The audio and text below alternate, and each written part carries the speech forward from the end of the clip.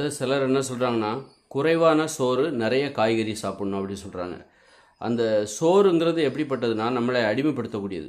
இப்போ மாமிசம் கூட அது நம்ம அடிமைப்படுத்துறதோட தன்மை குறைவு தான். மாமிசம் சாப்பிடக்கூடாது, இருந்தாலும் என்னால் நான்வெஜ் சாப்பிடாம டெய்லி நான்வெஜ் சாப்பிடாம இருக்க முடியாதுன்னு சொல்கிறவங்க ரொம்ப ரொம்ப குறைவு. ஆனால் டெய்லி என்னால் சோறே சாப்பிடாமல் இருக்க முடியாது, அல்லது தோசை, இட்லி, இந்த மாதிரி பூரி, இந்த மாதிரியான விஷயங்கள் சாப்பிடாம என்னால் இருக்க முடியாது, அதாவது அரிசி உணவுகள் சாப்பிடாமல் என்னால் இருக்க முடியாது அப்படின்னு தென்னிந்தியர்கள் சொல்லுவாங்க. அதுமாதிரி வட இந்தியர்கள் என்ன சொல்லுவாங்க, கோதுமை உணவுகள் சாப்பிடாமல் என்னால் இருக்க முடியாது, ஒன்று பூரி சாப்பிடணும், இல்லைனா சப்பாத்தி சாப்பிடணும், அல்லது கோதுமையில் செய்யப்பட்ட வேறொரு உணவை சாப்பிட வேண்டும், இல்லை என்றால் என்னால் இருக்க முடியாது, டெய்லி சாப்பிட்டாகணும். அந்த அளவுக்கு அது தன்னை அடிமைப்படுத்துகிறது, மக்களை அடிமைப்படுத்துது. அரிசி உணவாக இருக்கட்டும், கஞ்சி, பழைய சாதம், இட்லி, ஏதோ ஒன்று அரிசியில் செஞ்ச உணவை நான் சாப்பிட்ணும்.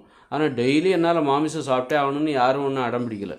அப்போ அடிமைப்படுத்துகிற குணம் எதுக்கு அதிகமாக இருக்குது அப்படின்னா இந்த அரிசி உணவுகளுக்கு தான் இருக்குது, கோதுமை உணவுகளுக்கு தான் இருக்குது.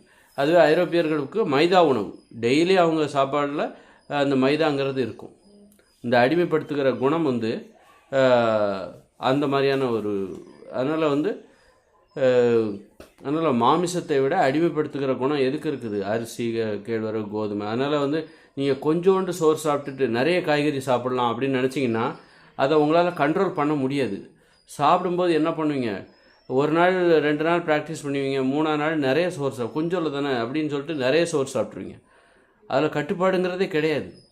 கட்டுப்பாட்டுக்குள்ளே நீங்கள் அதை கொண்டு வரவே முடியாது. ஏன்னா அதை அடிமைப்படுத்துகிற உணவு, அது உங்களை அடிமைப்படுத்தக்கூடிய உணவு. அதில் கட்டுப்பாடே கிடையாது. கட்டுப்பாடற்ற உணவு அது உங்களை கட்டுப்படுத்த ஆரம்பிச்சிடும். உங்கள் கட்டுப்பாட்டுக்குள்ளே அதை வச்சு நீங்கள் ஆளுமை செய்ய முடியாது. உங்கள் கட்டுப்பாட்டுக்குள்ளே அது வராது, உங்களை அது கட்டுப்படுத்த ஆரம்பிச்சிடும். அந்த மாதிரியான உணவு அது. அதனால் கொஞ்சோண்டு சோறு நிறைய காய்கறி, அந்த சோறே எடுத்துக்காதீங்க. அப்போ தான் நீங்கள் கட்டுப்பாட்டுக்குள்ளே இருப்பீங்க. உணவு கட்டுப்பாட்டை கடைபிடிப்பதற்கு அரிசி உணவுகளை முற்றிலும் தவிர்த்து விட வேண்டும். கொஞ்சோல சாப்பிட்டுக்கொள்ளாமா, அதெல்லாம் நடக்காது. கொஞ்சோல கூட நீங்கள் கொண்டு வந்துடாதீங்க, உள்ளே கொண்டு வந்துடாதீங்க. ஏன்னா அதுக்கு அடிமைப்படுத்துகிற குணம் இருக்குது, அது உங்களை அடிமைப்படுத்தும்.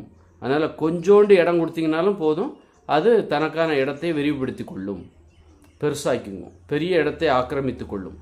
அதனால் கொஞ்சோண்டு கூட அதற்கு இடம் கொடுக்காதீர்கள். முற்றிலுமாக அரிசி உணவுகளை, கோதுமை உணவுகளை, மைதா உணவுகளை, கேழ்வரகு, இதெல்லாம் முற்றிலும் தவிர்த்துருங்க. அதனால் இதுக்கு கொஞ்சோண்டு கூட இடம் கொடுக்காதீங்க. முழுக்க காய்கறிகள், பழங்கள், கீரைகள், கிழங்குகள், பயிர் வகைகள், பருப்புகள், கடலைகள், காளான், இலைதழைகள், இந்த உணவுகளை சாப்பிடுங்க.